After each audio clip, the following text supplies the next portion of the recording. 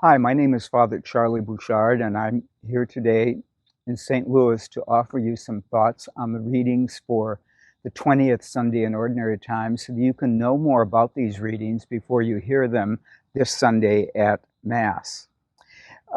You've probably noticed, after many years of hearing the readings on Sunday, that there is always a connection between the first reading, usually from the Hebrew Scriptures of the Old Testament, and the Gospel. That's true this week as well. And the common theme or the connection between the two of them clearly has something to do with outsiders and with the wideness of God's mercy, as we might describe it. Even St. Paul picks up this theme in which he talks about his mission to preach to the Gentiles who were very much outsiders to the Jews. In fact, there's places in the scriptures in which Jesus says, don't bother with the outsiders.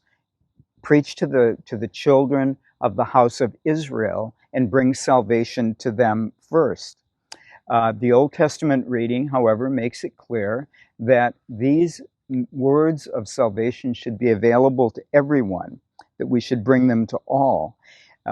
Isaiah said, "My house shall be a house of prayer, one that is open to all." The gospel today, of course, makes that message even more explicit. It uses a very simple story, as the Gospels often do, of a woman coming to Jesus and asking for the miracle of a cure.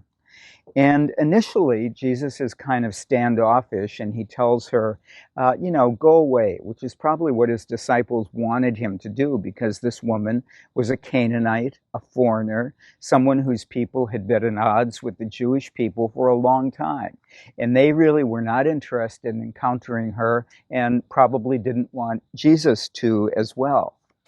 And the scriptures tell us that his meeting with this woman was the result of the fact that he had withdrawn from one part of the country to another. That's the word that St. Mark uses in his version of this story. It says simply that Jesus withdrew. But St. Matthew tells the saint's story, and he uses a different word. He doesn't just say that Jesus withdrew, he uses another word which suggests that Jesus crossed over. And I think he did that deliberately in order to make it clear that Jesus was doing something far more important and more complicated than merely a geographical move from one part of the area to another. I think in his use of the word crossed over, he's trying to say that God's grace, yes, can spread geographically, but that it can cross other boundaries as well. For example, Jesus and his disciples constituted a group of men, a group of Jews, who encountered this Canaanite woman. Now, as we know from other stories, like the woman at the well, this encounter between men and women in this way was not common and was not culturally acceptable. But Jesus led his disciples to cross over and to meet this woman and to listen to her and to grant her wish eventually.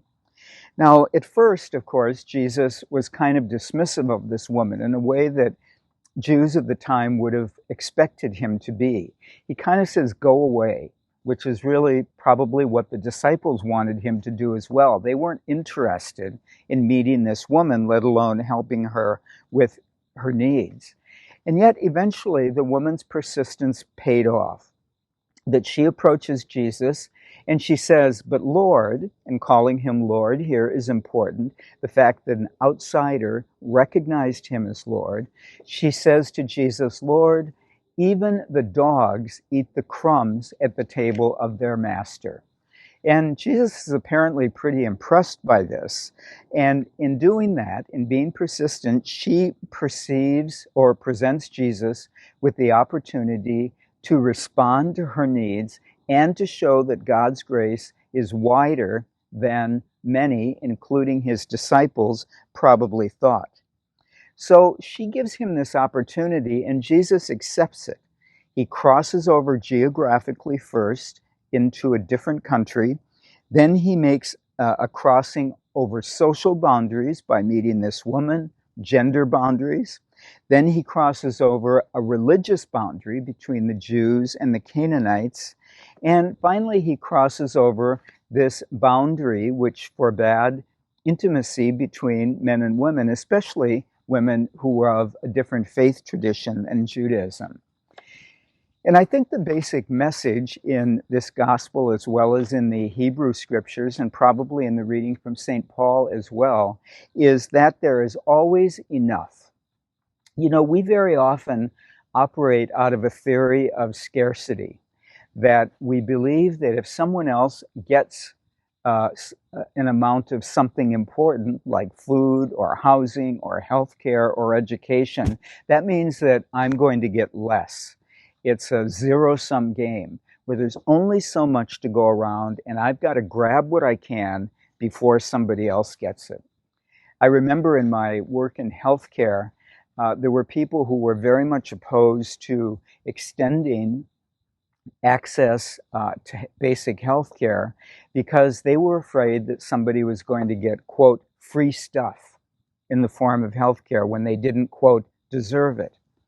The gospel and the other two readings today make it clear that we should not think that way about God's grace, and we should not even think about it in terms of these material needs, that there is always going to be enough.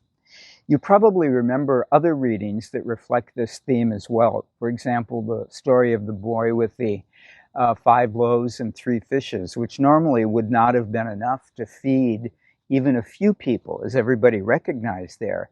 And yet Jesus makes enough by multiplying the loaves and the fishes so that they could feed over 5,000 people. So it shows us that God's grace especially, which is symbolized in these material things like bread and fish, is not a zero-sum game. It is not a question of one person getting a little and I get less. There is always enough. There is a book that was written recently by the journalist Ezra Klein, whose writing I like very much, and he talks about the problem of abundance. In fact, the title of the book is Abundance. And he said when we live in a world of abundance, like we do here in the United States and in many other parts of the developed world, we sometimes create all these barriers, both in law and in custom and in ways that we transact things to limit the availability of our abundance to other people. It seems to me that Jesus's words, Jesus's actions in this gospel today remind us that abundance is really saying there is always enough. We need to believe that in our spiritual lives so that we don't try to limit God's grace from others. We need to believe it in our own lives because sometimes, frankly, we think that, there isn't enough grace for me, that my sin has been so serious that there is no way that God's grace can ever be enough for that. And we need to remember that even in material things, the basic goods of human life, that there will always be enough. So let us give thanks today for that abundance which the scriptures present to us today. Give thanks for it and pray that in our hearts, we will really believe that and act as though it were true.